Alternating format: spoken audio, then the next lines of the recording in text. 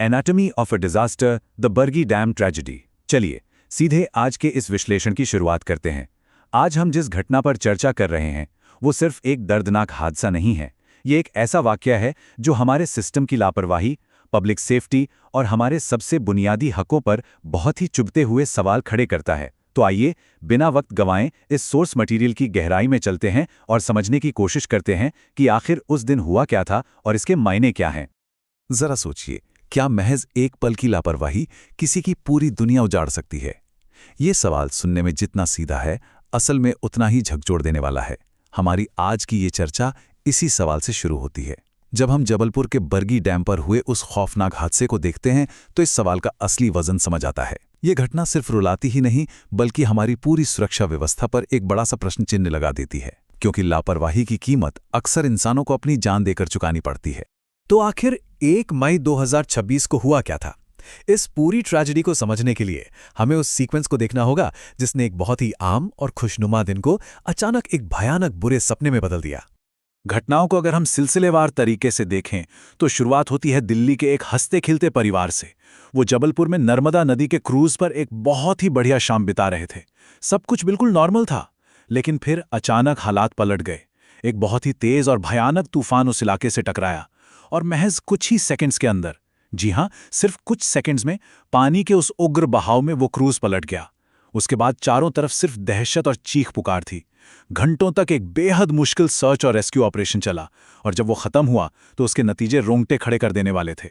इस एक हादसे ने एक पूरे परिवार को हमेशा के लिए बिखेर कर रख दिया। परिवार के पिता प्रदीप और उनकी बेटी किसी तरह उस उफनती नदी से अपनी जान बचाने में कामयाब रहे, लेकिन दुख की बात यह है कि मां मरीना और उनका छोटा सा बेटा त्रिशान इस हादसे का शिकार हो गए। पानी की उन बेरहम लहरों ने चंद पलों में एक परिवार को 2 हिस्सों में बांट दिया। सर्च ऑपरेशन के बाद जो तस्वीर सामने आई ना, वो किसी का भी दिल चीरने के लिए काफी थी। सोर्स मटेरियल के मुताबिक जब उन दोनों को निकाला गया तो मरीना मरते दम तक अपने बेटे त्रिशान को कसकर सीने से लगाए हुए थे। ये सिर्फ एक माँ का प्यार नहीं था, बल्कि अपनी आखिरी सांस तक अपने बच्चे को बचाने की एक बेबस जद्दोजहद थी। इस दर्दनाक सच्चाई की गहराई को महसूस करना हम सब के लिए बहुत जरूरी है। इग्नोर की गई चेतावनियां और सिस्टम की लापरवाही। इस भयानक और भावुक सच्चाई को जानने के बाद अब हमें इसके पीछे के कारणों को एनालाइज करना होगा। हादसा कितना खौफनाक था ये तो हमने देख लिया, लेकिन ये हुआ क्यों? इसका सीधा और काफी कड़वा जवाब है अनदेखी की गई चेतावनियां और सिस्टम का फेलियर। इस पूरी ट्रेजेडी की जड़ में एक बहुत बड़ा विरोधाभास है।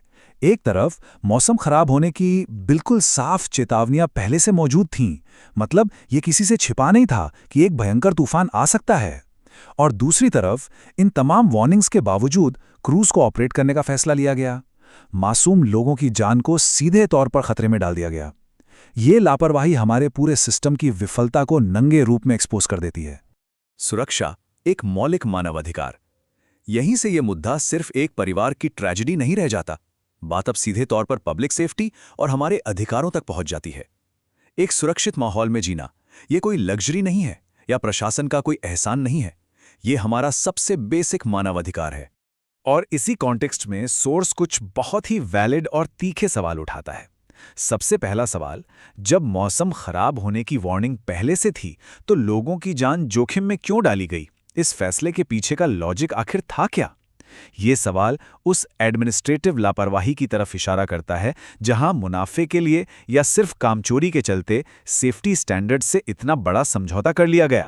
इसी से जुड़ा एक और बहुत ही बेसिक सवाल है, क्या सुरक्षित यात्रा हर नागरिक का अधिकार नहीं है? जब भी कोई इंसान अपने घर से बाहर निकलता है तो वो समाज पर, प्रशासन की व्यवस्था पर एक अटूट भरोसा करता है, और जब वो सुरक्षा उसे नहीं मिलती तो ये कोई मामूली एक्सीडेंट नहीं है, ये सीधे सीधे मानवाधिकार का हनन है। और अब वो सवाल जो शायद सबसे ज्यादा फ्रस्ट्रेट करने वाला है, प्रशासन की नींद हमेशा किसी की जान जाने के बाद ही क्यों खुलती है? हम अक्सर देखते हैं कि ऐसे हादसों के बाद अचानक से बड़ी बड़ी जांच कमेटियां बैठ जाती हैं, नियम सख्त कर दिए जाते हैं, लेकिन जो जानें चली गईं, क्या वो कभी वापस आ सकती हैं? ये सवाल एक बहुत ही सख्त जवाबदेही की मांग करता है। इन सभी सवालों को देखने के बाद सोर्स मटेरियल से कुछ बेहद साफ मांगें और निष्कर्ष निकल कर आते हैं। पहली बात तो यही कि सुरक्षित माहौल हमारा हक है, किसी की मेहरबानी नहीं।